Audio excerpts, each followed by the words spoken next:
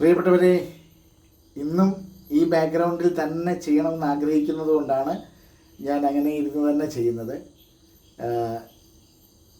കുഴപ്പമില്ലെന്ന് വിചാരിക്കുന്നു അല്ലേ? സുന്ദരമായിരിക്കട്ടെ. ദൈവം നിങ്ങളെ അനുഗ്രഹിക്കട്ടെ. Good morning. ഈശോ മിശിഹായ്ക്ക് സ്തുതിയായിരിക്കട്ടെ. So smile and start your day with Jesus. ഈ എപ്പിസോഡിലേക്ക് നിങ്ങളെ സ്നേഹത്തോടെ സ്വാഗതം ചെയ്യുന്നു. ഞാൻ സിബി വർഗീസ്. ഇന്ന് വീണ്ടും മനോഹരമായൊരു വചനമാണ് നമ്മൾ പഠിക്കുന്നത്. ഇന്നലെ പഠിച്ച വചനം ഓർമ്മയുണ്ടാവുമെന്ന് വിചാരിക്കുന്നു. ദുഷ്ടത അനുഭവിക്കേണ്ട വേദനകൾ വളരെയാണ്, എന്നാൽ കർത്താവിൽ ആശ്രയിക്കുന്നവനെ അവിടുത്തെ സ്നേഹം വലയം ചെയ്യും എന്ന് പഠിച്ച വചനത്തിൻ്റെ ബാക്കിയായിട്ട് ഇന്ന് നമ്മൾ പഠിക്കുമ്പോൾ പറയുന്നത് ഇതാണ്: കർത്താവിൽ ആശ്രയിക്കുന്നവൻ അനുഗ്രഹീതൻ. അപ്പം നമ്മൾ അനുഗ്രഹിക്കപ്പെടണമെങ്കിൽ കർത്താവിൽ ആശ്രയിക്കണം. ജെറമിയ പ്രവാചകൻ്റെ പുസ്തകം 17-ാം അധ്യായം അതിൻ്റെ 7-ാമത്തെ വചനമാണ്. ഞാൻ വിചാരിക്കുന്നു നാളെ അതിൻ്റെ ബാക്കി വളരെ സുന്ദരമായ ഒരു കണ്ടിന്യൂവേഷനാണ് അതിനുള്ളത് കേട്ടോ. വളരെ എങ്ങനെയാണ് ഈ അനുഗ്രഹിക്കപ്പെടുക എന്ന് പറയുന്നത് നാളെ അതിൻ്റെ ബാക്കിയായിട്ട് ഞാൻ പറയണമെന്ന് ആഗ്രഹിക്കുന്നു. ജെറമിയ പ്രവാചകൻ്റെ പുസ്തകം 17-ാം അധ്യായം, the book of the prophet Jeremiah, chapter 17 verse 7 and 8. നാളെ 8-ാമത്തെ വചനം നാളെ ഞാൻ നിങ്ങളുമായി പങ്കുവയ്ക്കാം. ഇന്ന് 7-ാമത്തെ വചനമാണ് പറയുന്നത്: കർത്താവിൽ ആശ്രയിക്കുന്നവൻ അനുഗ്രഹീതൻ.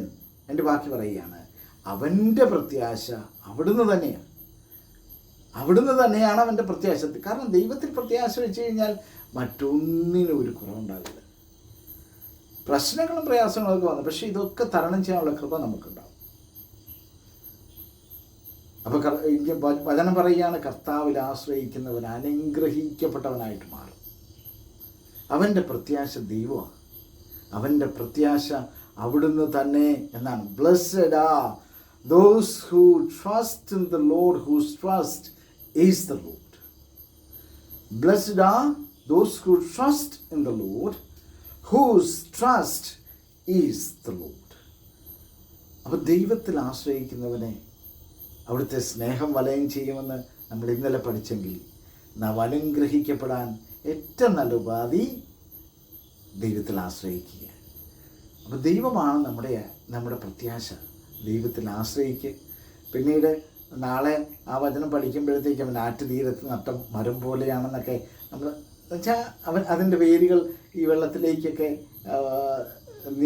നിൽക്കുന്നു. അപ്പം അത് പച്ചപ്പായിട്ട് മാറും, ഫലം പുറപ്പെടുവിക്കും. ആ വചനമാണ് നമ്മൾ നാളെ പഠിക്കുന്നത്.